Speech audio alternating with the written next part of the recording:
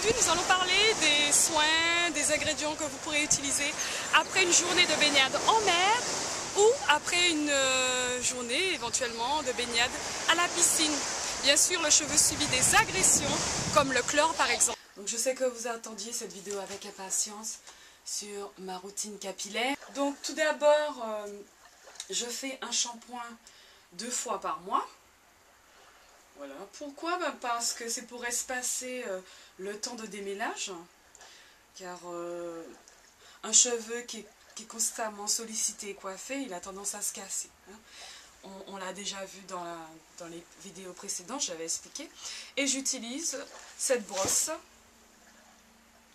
Cette brosse-ci. Voilà. C'est plus facile pour moi de démêler. Voilà.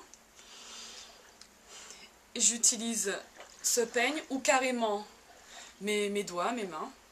Je trouve que ça casse moins mes cheveux, mes doigts. Maintenant, je démêle au doigt.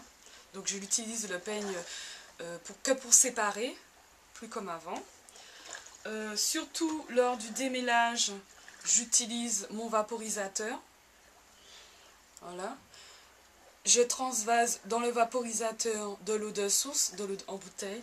Et pour moi, c'est essentiel. Je travaille beaucoup avec l'eau et l'eau. Je suis une adepte vraiment du shrinkage. J'aime beaucoup, enfin ça me pose pas de problème le rétrécissement de mes cheveux. J'aime beaucoup l'eau. Pour moi c'est vraiment la base déjà de mon travail. C'est avec l'eau que j'arrive à rendre mes cheveux un peu plus souples. Déjà, et ensuite, bien entendu, il n'y a pas que l'eau. Donc, pour accompagner l'eau, j'utilise des huiles végétales. Donc, on a l'huile de ricin, que je vous en parlais souvent dans l'une de mes vidéos. D'ailleurs, la bouteille, elle est quasiment presque vide. Hein. Et j'utilise cette grande bouteille, elle peut me servir presque un an ou plus de 6 mois, donc c'est avantageux, n'est-ce pas? Ensuite, j'accompagne cette huile avec d'autres huiles. On peut mélanger 3 huiles. Hein. Celle-ci, elle est un peu moins nourrissante que l'huile de ricin. Elle est très bonne. Dans la semaine, je mets un peu dans mes cheveux. L'huile de chanvre, je mets occasionnellement parce que ça a une forte odeur. C'est assez particulier. Donc je vous conseille de la mélanger avec une autre pour atténuer son odeur. Quoi d'autre? Alors oui, je vous propose des laits capillaires différents. Alors j'ai essayé, testé cette gamme Activilon. Alors c'est un lait coiffant qui est très nourrissant. Donc j'ai trouvé ça pas mal. Activilon propose des produits quand même assez intéressants pour le cheveu naturel, le cheveu non défrisé, donc je vous invite à essayer. J'ai utilisé aussi les secrets de Loli qui propose 3 laits capillaires.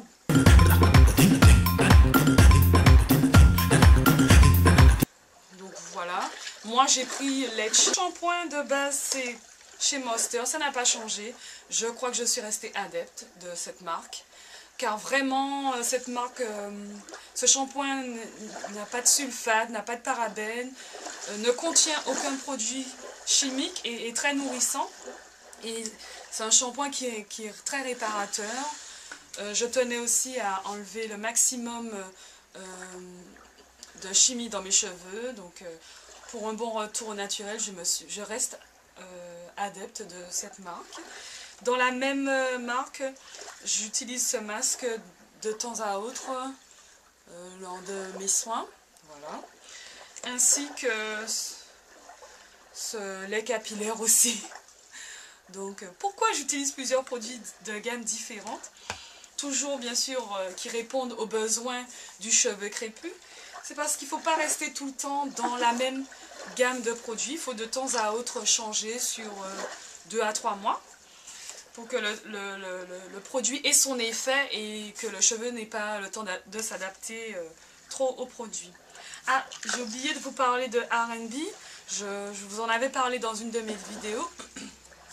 J'avais testé le shampoing, la gamme Lush, spécialement aussi pour les cheveux crépus, mais le problème avec cette, pas avec R&B, mais je veux dire avec les shampoings, comme la grande boucle et tout, ça avait tendance à changer la texture de mon cheveu, parce que le but de ce shampoing de Lush était justement de rendre ma frisure un peu moins frisée.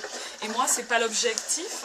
Enfin, donc ça dépend de vous. Si vous voulez les produits Lush, vous pouvez y aller, il n'y a pas de souci. Moi, je n'ai conservé que ce produit parce qu'il est très nourrissant lors du démêlage. Donc bien sûr, les pinces, toujours, pour séparer le cheveu.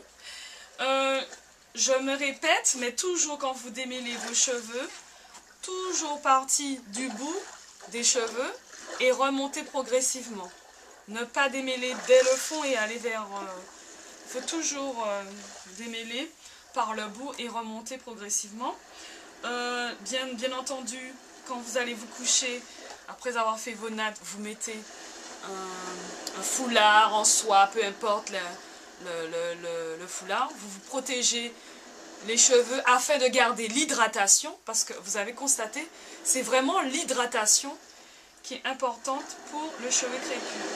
Maintenant, je n'utilise plus des pinces ou des accessoires pour me coiffer qui me font mal.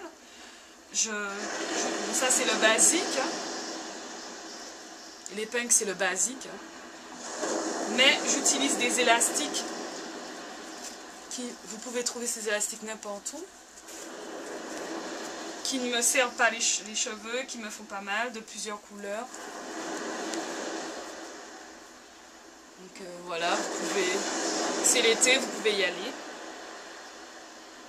Voilà. Donc c'est très intéressant. Vous avez pour tous les goûts et les couleurs. Alors, pour celles qui veulent détendre le cheveu, donc j'ai plusieurs méthodes. Bien sûr avec l'eau, les huiles et tout ça. J'utilise ça aussi pour faire des boucles un peu plus définies. Il est nécessaire aussi de couper les pointes de temps à autre, donc une paire de ciseaux adaptés pour couper les bouts afin que ça ne fasse pas des nœuds dans vos cheveux. Alors oui, pour tirer mes cheveux en arrière et faire de bons chignons bien plats, j'utilise toujours un maximum d'eau. Je mouille beaucoup mes cheveux, beaucoup. Je serre ma tête bien fort avec ceci et je fais de très beaux chignons. Toujours, j'ai gardé toujours les anciennes astuces et méthodes. Dans ce cas, je vous invite à prendre des compléments alimentaires. Moi, j'utilise celui-ci Alpha. Vous pouvez prendre aussi comme complément alimentaire les gélules à base d'ortie qui fait pousser les ongles et les cheveux. Bien entendu, la levure de bière que tout le monde connaît. Il est clair que si vous êtes dans une période de stress, vous êtes tendu, cela peut provoquer une chute de cheveux. C'est vrai, ça fait partie des aléas du quotidien. Mais je vous invite aussi à vous relaxer, faire du sport, vous détendre. Ça aussi, ça pourra vous aider dans la pousse de vos cheveux. Je termine en vous disant, quel que soit votre type de cheveux, quel que soit votre âge, vos origines, le cheveu crépus est un cheveu qui pousse.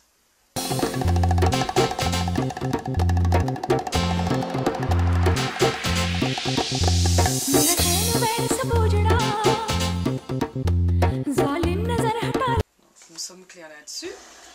Il faut savoir que la routine capillaire que je vous propose ne peut pas s'adapter à vous toutes. Bien sûr, j'utilise une routine qui correspond à mes besoins. Donc, si vous avez des questions ou des propositions à me faire, laissez des messages, il n'y a pas de souci, on peut échanger là-dessus. Et en fonction de vos attentes, vous choisirez la bonne routine qui vous convient. Alors, pour finir, j'ai découvert une astuce extraordinaire que je suis en train de tester.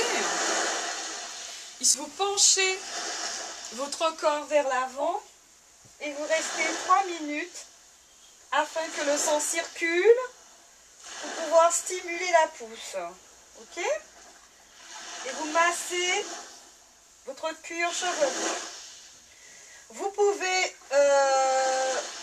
faire votre shampoing dans cette même position pour pouvoir stimuler la circulation du sang. J'espère que mes conseils vous ont beaucoup plu et que j'ai pu vous aider dans votre routine capillaire. A très bientôt pour de nouvelles aventures.